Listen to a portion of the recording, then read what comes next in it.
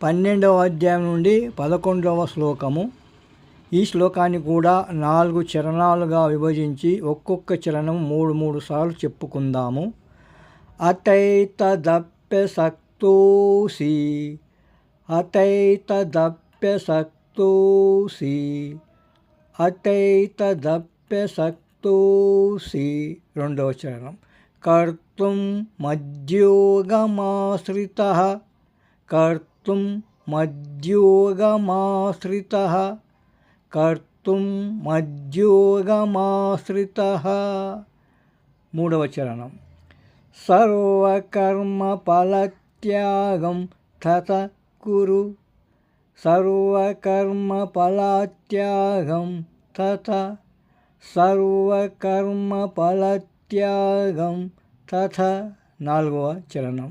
కురు యతాత్మవాన్ కురు యతాత్మవాన్ కురు యతాత్మవాన్. ఇప్పుడు ఈ శ్లోకాన్ని 2 భాగాలుగా, మొదటి లైన్ 3 సార్లు, రెండవ లైన్ 3 సార్లు. ఇప్పుడు మొదటి లైను.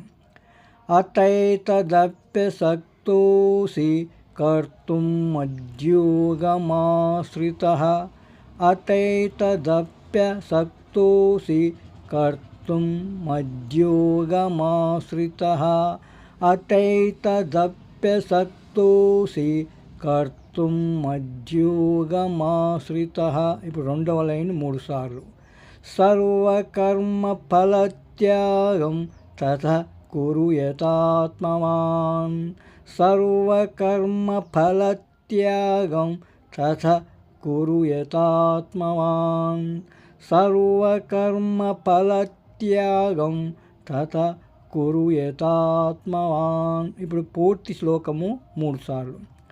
అతైతదప్యసక్తోసి కర్తుం మద్యోగమాశ్రితః సర్వకర్మఫలత్యాగం తత కురు యతాత్మవాన్ అతైతదప్యసక్తోసి కర్తుం మద్యోగమాశ్రితః సర్వకర్మఫలత్యాగం తత కురు యతాత్మవాన్ అతైతదప్యసక్తోసి కర్తుం మద్యోగమాశ్రితః సర్వకర్మఫలత్యాగం తత కురు యతాత్మవాన్.